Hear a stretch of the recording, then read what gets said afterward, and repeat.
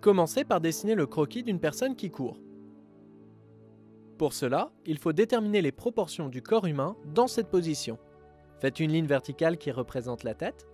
Ensuite, il faut dessiner une ligne légèrement penchée comme ceci, qui fait 3 fois la taille de la tête et qui représente le haut du corps. Divisez le tout en 4 parties égales. Puis, dessinez les jambes comme ceci. La taille d'une jambe fait l'équivalent de 4 fois la tête et le genou se trouve au milieu. Divisez les jambes en 4 parties égales aussi.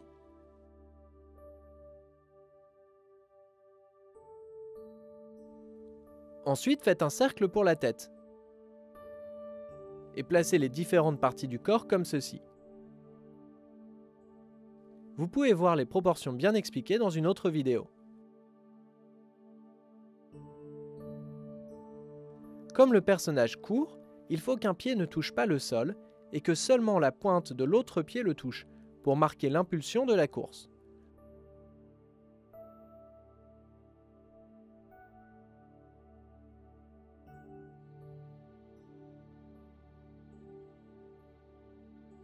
Pour les bras, il faut penser à la balance du corps. C'est le bras gauche qui est vers l'avant, car c'est la jambe droite qui va vers l'avant, et vice-versa.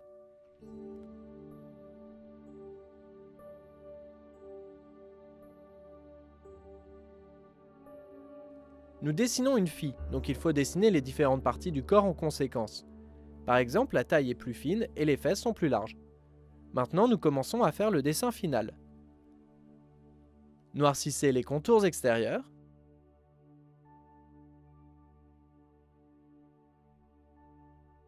Faites son deuxième bras.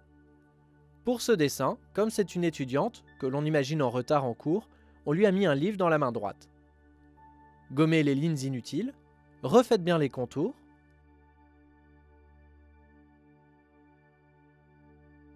On va commencer à mettre les détails petit à petit. Ici, on détaille plus la main en faisant les doigts.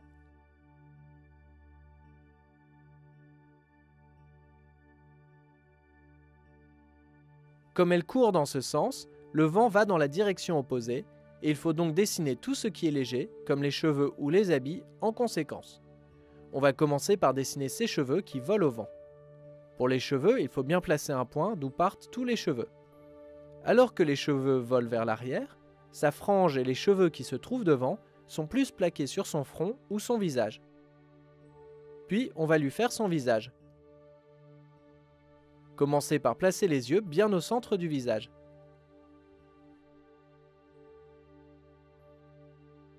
Puis faites un petit trait pour le nez. Faites une grande bouche ouverte car elle est un peu essoufflée.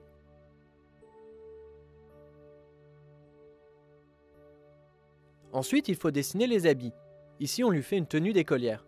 C'est maintenant qu'il faut déterminer la forme des vêtements, s'ils sont amples ou moulants, et leur taille. On commence par faire le col. Ensuite, on fait le haut en faisant les manches un peu plus larges et courtes. Vous pouvez voir dans une autre vidéo tous les détails sur comment dessiner un uniforme scolaire. Puis, il faut lui faire sa jupe. Pensez bien aux différences de texture entre le tissu du haut et le tissu de la jupe. Comme elle court, il faut bien dessiner les mouvements de ses habits pour éviter tout côté figé. Gommez les traits des parties qui se trouvent sous les habits. Ensuite, ajoutez les détails sur les habits. Pour sa robe, il faut bien faire tous les plis comme ceci avec un effet de vague. L'avant de la robe doit être bien collé à la jambe qui se soulève. Ensuite, il faut lui faire ses collants. Faites les souliers. Ici, on lui met des talons. Faites une petite marque à ce niveau pour marquer la cheville. Vous n'avez plus qu'à finir les derniers détails et les motifs des vêtements pour terminer votre dessin.